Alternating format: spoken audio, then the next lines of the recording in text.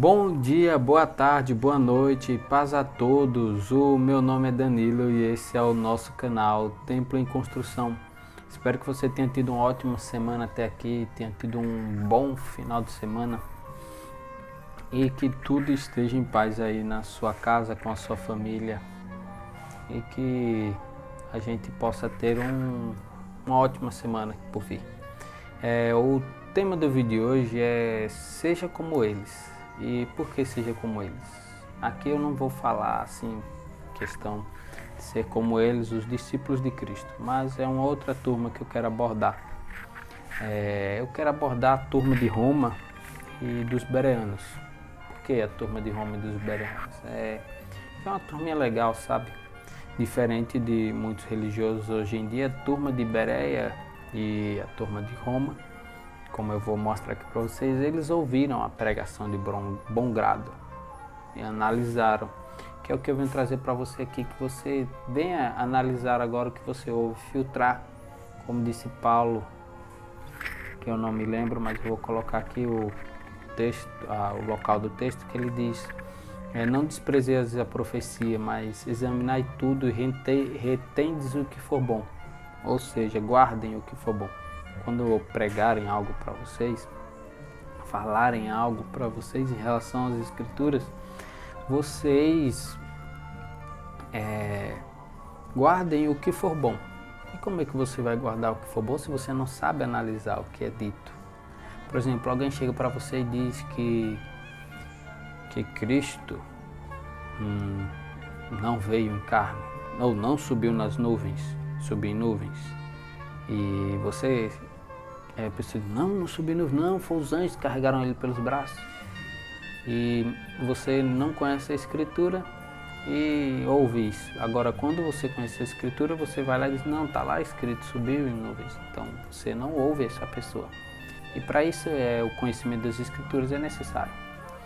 E como eu vou mostrar aqui, e também a questão da ignorância e da soberba, da raiva, vamos dizer raiva, a cegueira religiosa. Cegueira religiosa. Você está na sua denominação, no seu círculozinho religioso, você só acredita no que o seu líder religioso diz, mas você não examina as escrituras. Você é um cego, como Paulo, ficou um tempo cego porque não queria acreditar no Evangelho. E depois da cegueira as escamas caíram, Paulo veio a ver. E eu quero que você não seja como Paulo nesse momento. Eu quero que você seja Paulo depois que as escamas caíram. Porque, por exemplo, Paulo era fariseu, ou seja, ele tinha um nível grande de conhecimento das escrituras. E por esse nível de conhecimento, ele perseguia a igreja. Como ele diz, ele mesmo era zeloso da lei. E era mais zeloso do que muitos na idade dele, naquele tempo. Ele se garante ser o mais zeloso. Ultrapassava muitos da idade dele. Então, a gente tem que analisar, ouvir e guardar o que for bom. E Paulo não fazia isso, ele não sentava para analisar. Tanto que quando Estevão foi julgado, ele estava lá junto com os outros e ele segurou as vestes, ou seja, ele concordou com o apedrejamento de Estevão. E depois ele mudou e veio para o lado de Estevão, que já estava morto naquele tempo, quando Paulo se converteu. E eu quero que você seja dessa forma. Você analise o que os outros têm para dizer e guarde aquilo que for coerente. Não é bom, porque se for bom, você guarda o que lhe agrada. Vamos dizer o que é coerente. Porque quando a gente guarda o que é bom, a gente tende a guardar o que é bom para a gente. Por exemplo, chegar um cara e disser que o marido que é sustentado pela mulher está errado. E chega outro e dizer, não, ele é marido, ele tem que dominar sobre a mulher. Ele vai ouvir aquilo que é bom para ele. Então vamos ouvir o que é coerente, tá bom? O que faz sentido segundo as Escrituras.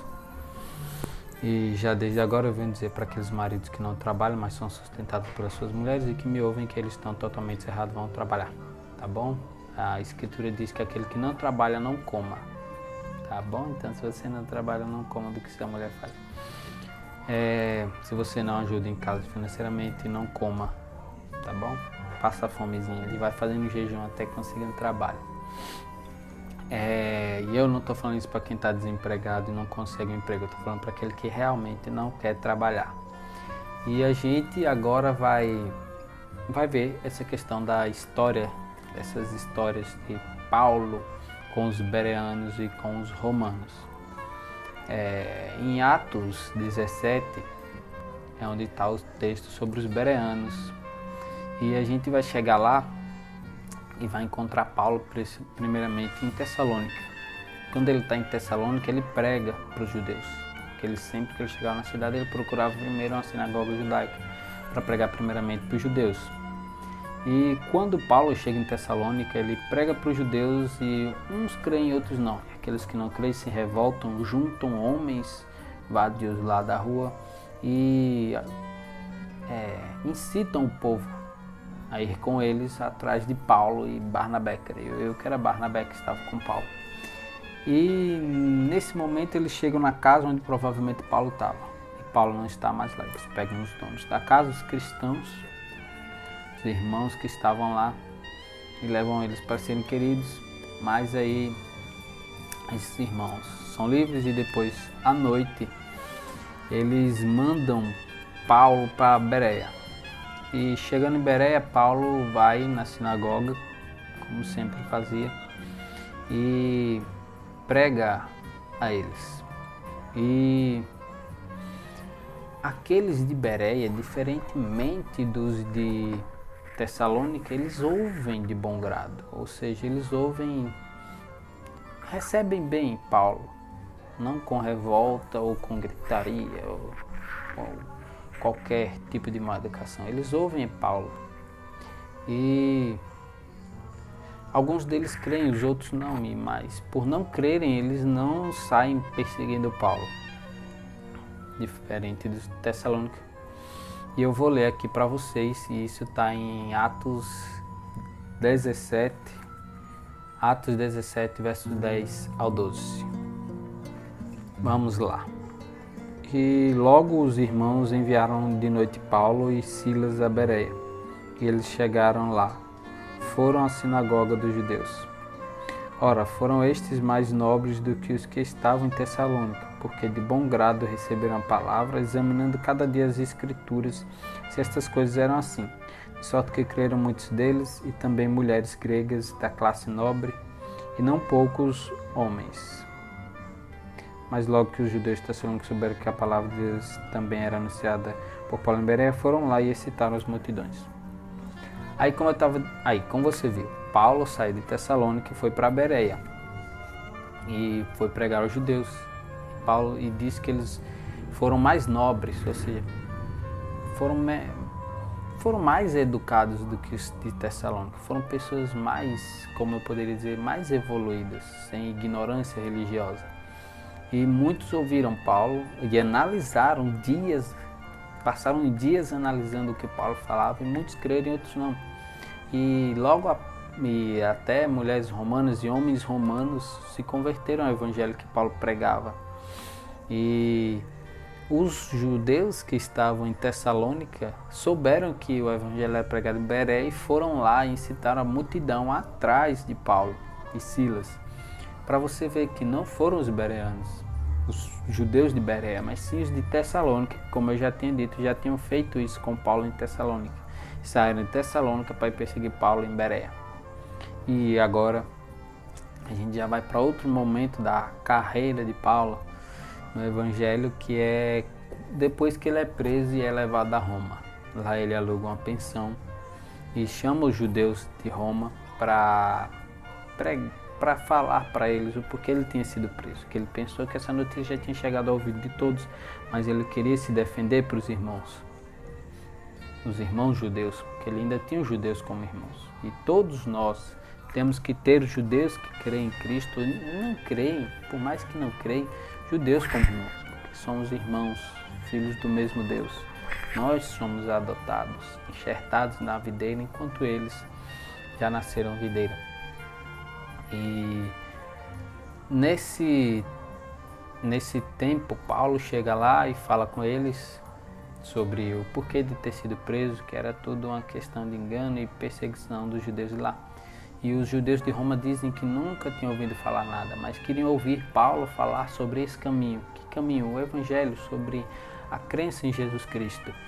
E Paulo depois chama eles outro dia e eles vão lá e ouvem Paulo. E eles analisam da manhã à tarde com Paulo lá, e muitos creem e outros não. E eu vou ler aqui para vocês. Atos 28, verso 23 ao 25. Vamos lá? E havendo-lhes eles assinalado um dia, muitos foram ter com ele a pousada, os quais declarava com bom testemunho o reino de Deus, e procurava persuadi-los a fé em Jesus, tanto pela lei de Moisés como pelos profetas, desde a manhã até a tarde. E alguns caíram, e alguns criam no que se dizia, mas outros não criam. E como ficaram entre os discórdios, despediram-se de Paulo. Aí, é isso que eu estou dizendo. Eles eram judeus, como os de Tessalônica, como os de Jerusalém, mas de forma diferente de Tessalônica, de Jerusalém, de alguns outros lugares. Eles não perseguiram Paulo. Eles ouviram Paulo de bom ânimo, de bom grado, com paciência. Ouviram Paulo e analisaram tudo que Paulo falava. Tanto que alguns criam e outros não criam. Porque aqueles que criam, eles foram tocados pelo Espírito, pela coerência da verdade de Paulo, que Paulo pregava.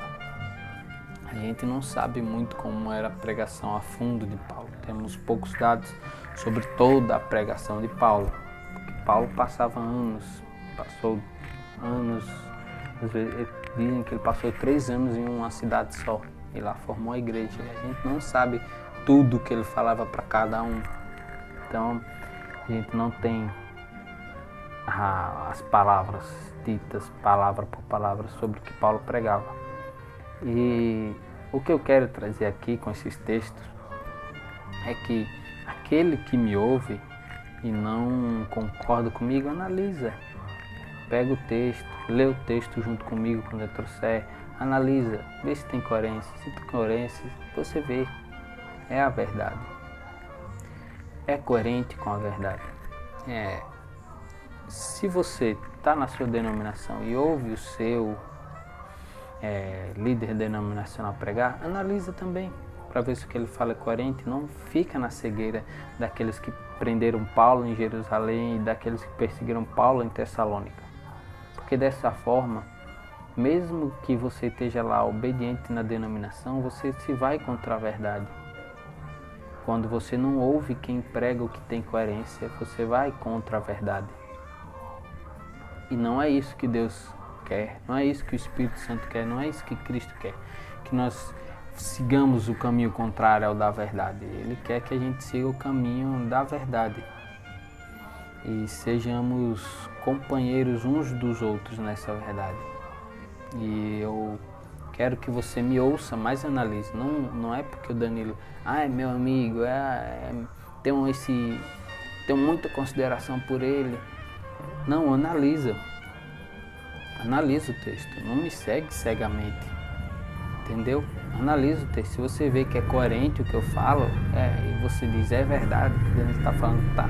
Realmente faz sentido, é coerente com o que tem aqui. Então aí você vem e me diz, Danilo, você realmente fala com coerência. O que você fala tem o real sentido da palavra, é a verdade. Porque eu não quero estar aqui criando inscritos, porque eu falo o contrário à denominação que você não gosta. Não quero que você venha aqui para o meu canal porque eu falo o contrário à Igreja Católica, eu falo o contrário à Assembleia de Deus, ou eu falo o contrário à congregação. Eu não estou aqui. Por mais que em algum momento vá sair contra qualquer uma delas, eu não estou aqui para isso. Estou aqui para trazer a coerência, a verdade que muitos aprendem, mas não pregam, porque se pregarem, provavelmente perdem membros. Eles têm medo de perder membros. Por mais que alguns não recebam dinheiro, mas o poder, a questão de poder dominar sobre as pessoas te ouvirem, te seguirem, dar razão ao que você fala com muita força, baterem de frente pelas pessoas por você, e isso faz eles inflarem a carne dele, inflarem o ego e seguirem nisso, porque o poder corrompe o homem. Muitos poucos falarão a verdade, que estão lá num cargo alto, num cargo que lhe dá poder sobre algum tipo de autoridade, sobre um grupo de pessoas. Eles raramente falaram a verdade, porque têm medo de perder isso. E os que não têm falam e acabam perdendo esse cargo. Eu quero te desejar um bom final de semana, cheio de paz, e que se tiver lutas, que a gente possa vencer, vocês possam vencer, que a gente venha buscar sempre a verdade e não aquilo que nos agrada. E desejo para vocês que Deus possa trazer o espírito do amor e da verdade à nossa vida, porque esse é o Evangelho de Cristo. Eu desejo a todos vocês um bom final de semana, uma boa semana, bom trabalho, bom descanso, boas aulas, bons estudos. Que o Evangelho possa vir ser sempre presente no nosso dia a dia. Deus nos abençoe.